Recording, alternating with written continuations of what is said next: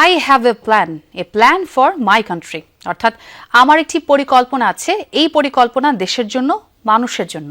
৩০০ ফিটের জুলাই ৩৬ এক্সপ্রেসওয়ের প্রত্যাবর্তন মঞ্চ থেকে এ কথাই জানালেন বিএনপির ভারপ্রাপ্ত চেয়ারম্যান তারেক রহমান। বলেছেন, গণতান্ত্রিক অধিকার রক্ষায় সবার সহযোগিতা নিয়েই বাস্তবায়ন করা হবে এই পরিকল্পনা। তারেক রহমান বলেন, যে কোনো উস্কানি মোকাবেলায় হতে হবে ধৈর্যশীল, আর নিশ্চিত করতে হবে শান্তি শৃঙ্খলা। ভোগান্তি ভুলে চলে আসুন রিগালে, ওয়ারেন্টি সহ স্টাইলিশ কালেকশন নিয়ে রেডি রিগাল ফার্নিচার।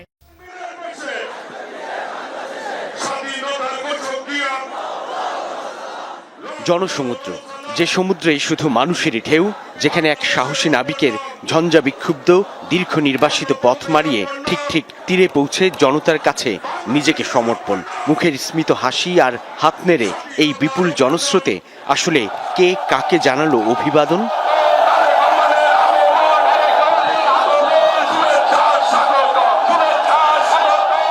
পাহাড় থেকে সমতল, সারা দেশ থেকে ছুটে আসা এই ঢলের উপলক্ষ বিএনপির ভারপ্রাপ্ত চেয়ারম্যান তারেক রহমানের ঐতিহাসিক স্বদেশ প্রত্যাবর্তন। আবাল বৃদ্ধ বনিতা, কৃষক, শ্রমিক, মজুর সব শ্রেণী পেশার মানুষের গন্তব্য এসে মিলেছে পূর্বাচলের ৩৬ জুলাই এক্সপ্রেসওয়েতে, যে স্রোতে হাজার মাইল ভ্রমণ যাত্রার ক্লান্তি ভুললেন তারেক রহমান।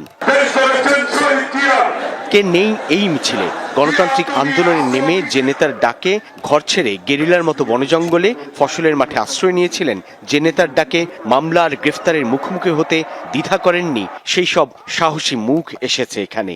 গুম, খুন, নিপীড়নের মুখোমুখি হয়ে যে জনতা ভোটের অধিকারে ছিল সোচ্চার, সেই তাদের ভিড় তৈরি করেছে এই বিপুল জনারণ্য। নবী করিম সাল্লাল্লাহু আলাইহি সাল্লামের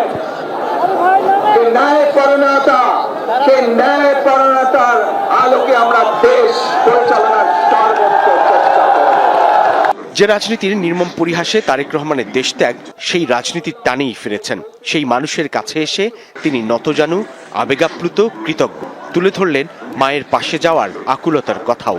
সন্তান হিসেবে আমার বোন আমার মায়ের বিছানার পাশে পড়ে আছে, কিন্তু যাদের জন্য জীবনকে উৎসর্গ করেছে, অর্থাৎ আপনারা, সেই মানুষগুলোকে আমি কোনোভাবেই ফেলে যেতে পারি না। যে কোনো মূল্যে শান্তি শৃঙ্খলা ধরে রাখার আহ্বান জানান বিএনপির ভারপ্রাপ্ত চেয়ারম্যান। বলেন, সব ধর্ম ও শ্রেণীর পেশার মানুষের নিরাপত্তা নিশ্চিত করতে হবে। বিভিন্ন আধিপত্যবাদ শক্তির গুপ্তচরেরা বিভিন্নভাবে ষড়যন্ত্রে এখন লিপ্ত রয়েছে। আমাদেরকে ধৈর্যশীল হতে হবে। যে কোনো মূল্যে আমাদেরকে এই দেশের শান্তি শৃঙ্খলা রক্ষা করতে হবে।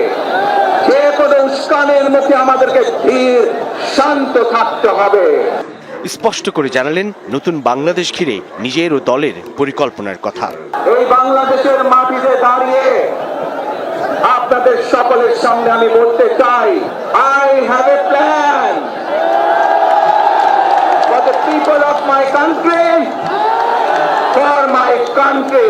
দেশের মানুষের ভাগ্যের পরিবর্তনের জন্য যদি সেই প্ল্যান, সেই কার্যক্রম, সেই পরিকল্পনাকে বাস্তবায়ন করতে হয়, প্রত্যেকটি মানুষের সহযোগিতা আমার লাগবে।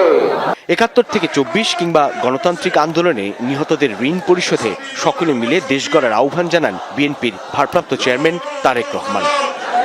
একদিকে প্রচন্ড কুয়াশা, অন্যদিকে তীব্র শৈত্যের প্রবাহ। এর মধ্যেই ৩৬ জুলাই এক্সপ্রেসওয়েতে এক কৃষ্ণ অভ্যর্থনার আয়োজন, যার মূলে বিএনপির ভারপ্রাপ্ত চেয়ারম্যান তারেক রহমানের দীর্ঘ ১৭ বছরের নির্বাসিত জীবন শেষে দেশে ফেরা। আর এই দিনটিকে স্মরণীয় করে রাখতে, ঐতিহাসিক করে তুলতে সারা দেশ থেকেই এসেছেন নেতাকর্মীরা।